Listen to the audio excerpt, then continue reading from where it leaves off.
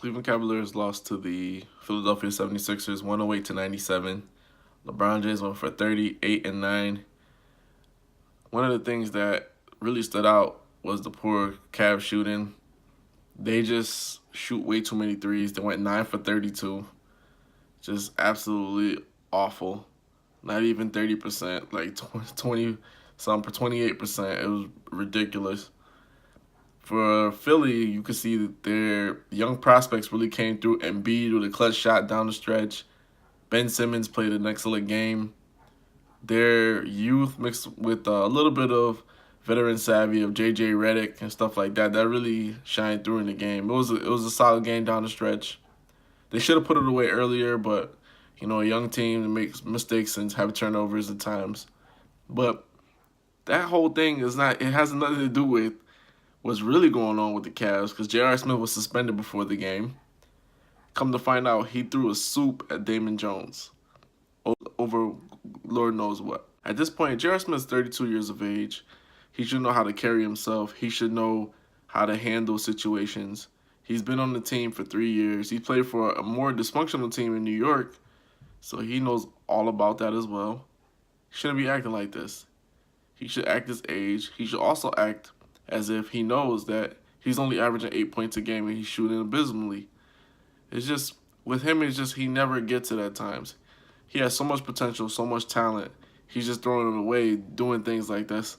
And I'm surprised they didn't trade him at the trade deadline, because I felt like a lot of teams wanted somebody like J.R. Smith who can light it up at any given moment, but they didn't want to move him.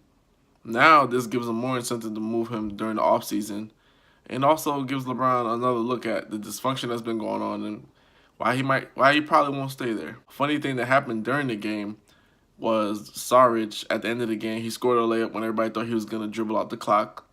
They stopped the losing streak at 2. They've won 7 straight prior to. Saric hits the bucket, and it was not appreciated by Clarkson, and he threw the ball at his back. I love it, but this is manufactured anger. I love it, but this is fake. This is like a coach getting a technical. Everybody was upset about on Cleveland, especially Jordan Clarkson, who threw the ball at him and got ejected.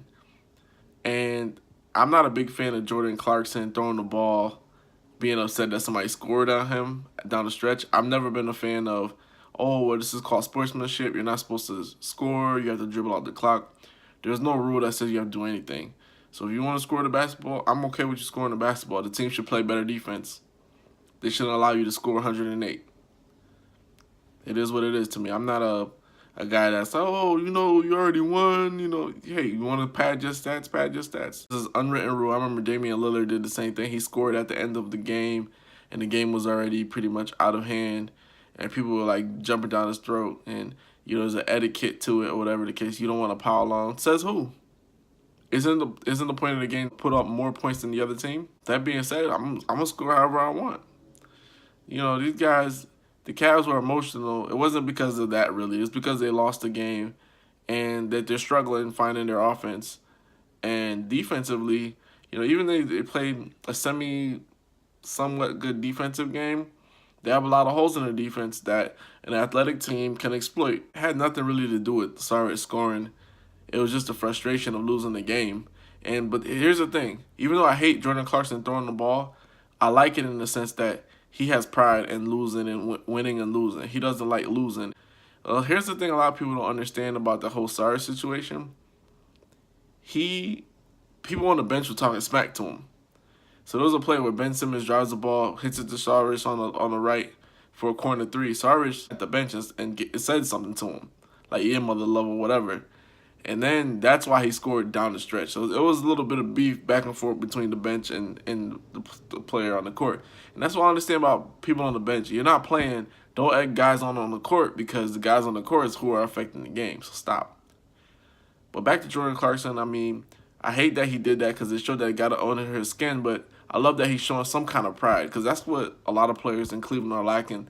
They're lacking some kind of pride, including LeBron James at certain times. At certain times, he just plays like, the game's a foregone conclusion. Like, there's no pride there, and that's not something I really appreciate from your star player, because it trickles down, and you can see a lot of guys emulating that kind of style. where they kind of give up on plays. So that's not something that we want to see going further. But this whole J.R. Smith with the soup situation, this is just another black eye for them. What are they going to figure out? Are they going to keep J.R. Smith on the bench? Because when Dwayne Wade was there, it was a problem because Dwayne Wade became a starter. Dwayne Wade sat the bench, J.R. Smith became a starter. Then it was more like, oh, well, Dwayne Wade was causing a rift. Isaiah Thomas, they got rid of that.